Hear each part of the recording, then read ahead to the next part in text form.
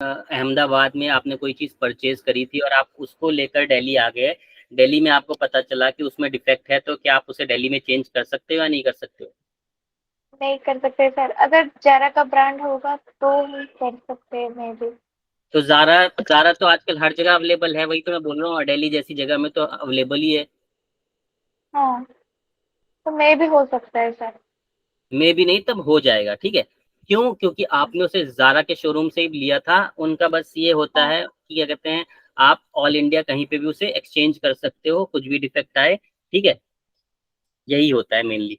क्यों? क्योंकि क्या कहते हैं, Zara all over globe present है, इसलिए आप उसको कहीं पे भी उसे चेंज कर सकते हो, अगर उसमें कुछ भी डिफेक्ट आपको मिलता है तो यही चीजें हैं कोडिंग में भी।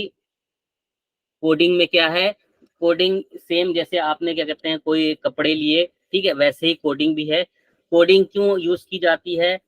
आप अहमदाबाद में हो, जस्ट एग्जांपल मैं अपने कंट्री का ही लेता हूँ, तो आप गुजराती बोलते होगे शायद, ठीक है, जो कि मुझे नहीं समझ में आएगी, ठीक है।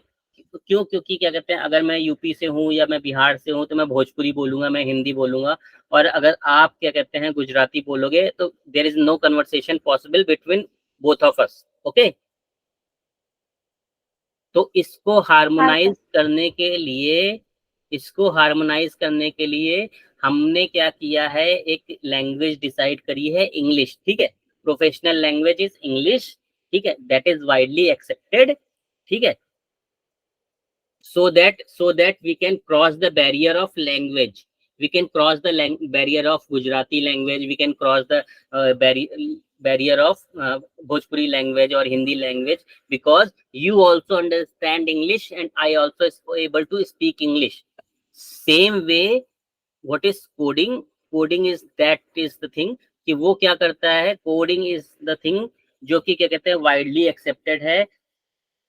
फीवर के लिए जो कोडिंग इंडिया में है वही कोडिंग यूएसए में होगी, वही कोडिंग क्या कहते हैं जापान में होगी।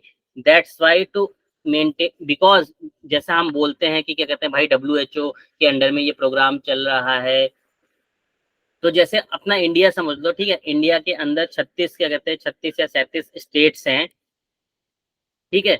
अगर क्या कहते हैं हर कोई अपनी अपनी लैंग्वेज लैंग्वेज में सरकार को कोई भी एप्लीकेशन लिख कर देगा, तो it is very tough for that government to decide, या उनको उनके पास अगर क्या कहते हैं पंजाबी पढ़ने वाला नहीं है, या गुजराती पढ़ने वाला नहीं है, या मराठी पढ़ने वाला नहीं है, या उड़िया पढ़ने वाला नहीं है, तो उनके लिए बहुत टफ हो जाएगा कि भाई लोगों की क्या प्रॉब्लम्स आ रही है उसे समझने में, ठीक है।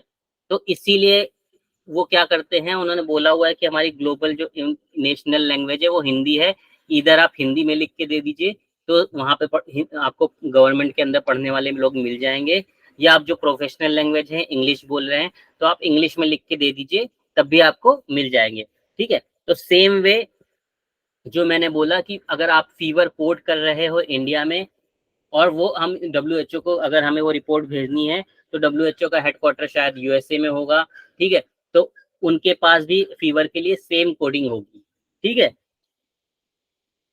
समझ रहे हो? तो that is the importance of coding. हाँ सर।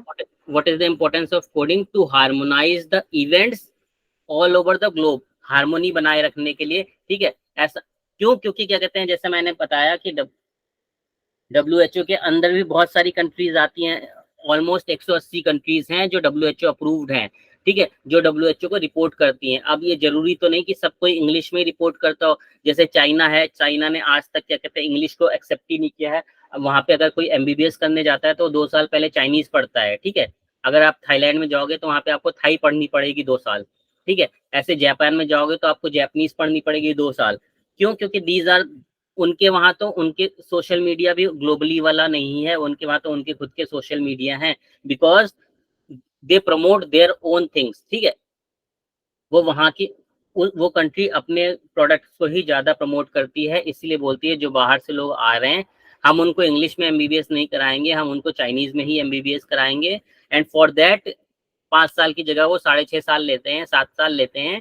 तो उसमें से 1.5 साल वो क्या करते हैं, केवल इंग्लिश पढ़, सॉरी, केवल चाइनीज पढ़ाते हैं उनको, ताकि पहले चाइनीज में प्रो हो जाए, so that we are able to give the teaching of MBBS course. तो इस तरह के तो भी कंट्रीज हैं, तो वहां पे भी क्या कहते हैं। और इसी सब को देखते हुए ये जो WHO है, ये जो हमारी कोडिंग डिक्शनरीज हैं, कोडिंग गाइडलाइंस हैं, इनको मल्टी लैंग्वेज में पब्लिश करती है। आपने देखा होगा ये पुर्तगीज में भी अवेलेबल होगी, ये चाइनीज में भी अवेलेबल होगी, ये आपको बहुत सारी लैंग्वेज में अवेलेबल है। ठीक है, तो मैं दिखाता हूँ।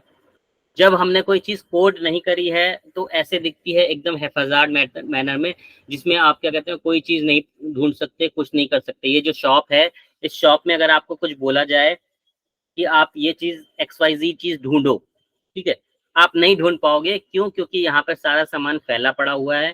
ठीक है, और जो कस्टमर है उसको भी ढूंढने में क्या कहते हैं दिक्कत होगी, जो शॉपकीपर है उसे भी एक चीज कहीं मिलेगी तो एक चीज कहीं मिलेगी। ठीक है, तो जब हम क्या कहते हैं अपने ICSR के अंदर कोडिंग नहीं करते हैं, तो हमारे केस जो होते हैं जिसे हम ICSR बोलते हैं, उसकी भी क्या कहते हैं जो हालत होती है वो एग्जैक्टली सेम होती है। ठीक है, अगर मान लो तुमने इन्फॉर्मेशन हिंदी में मुझे भेजी, जैसे हमने दिखाया था कि हमारे पास मल्टी लैंग्वेज में फॉर्म अवेलेबल है, ठीक है, रीजनल लैंग्वेज में फॉर्म अवेलेबल है, ADR फॉर्म्स हैं। ठीक है, लेकिन जो हमारा डेटाबेस है वो मल्टी लैंग्वेज में नहीं है। ठीक है, वो हमारा स्टैंडर्ड लैंग्वेज जो होता है उसी में होता है। जो हमारी डिक्शनरीज हैं वो स्टैंडर्ड लैंग्वेज में ही होती हैं।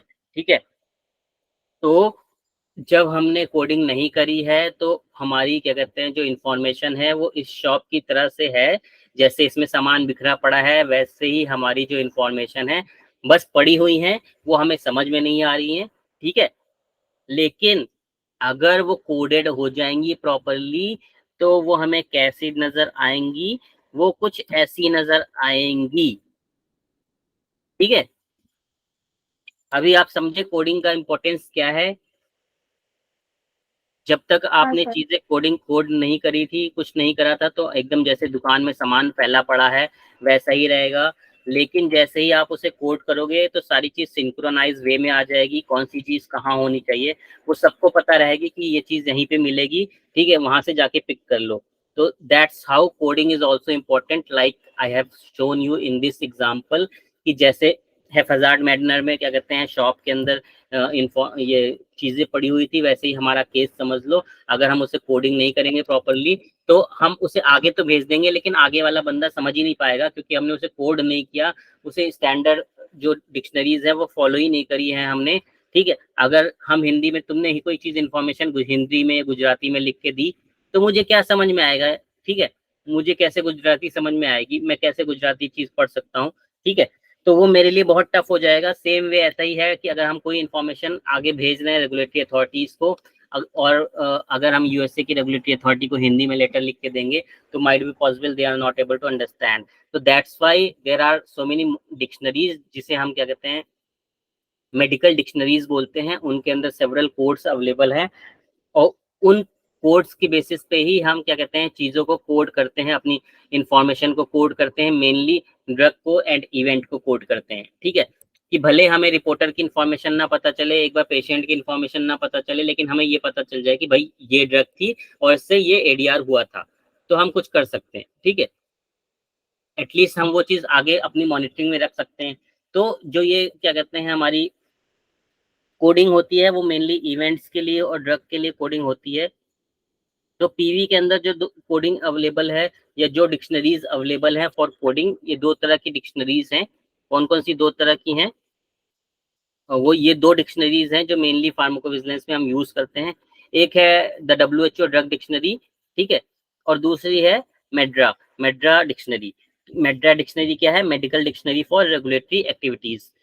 तो ये भी इंटरव्यू में बहुत पूछा जाता है, मेड्रा डिक्शनरी क्या है, मतलब कौन कौन सी डिक्शनरीज अवेलेबल हैं।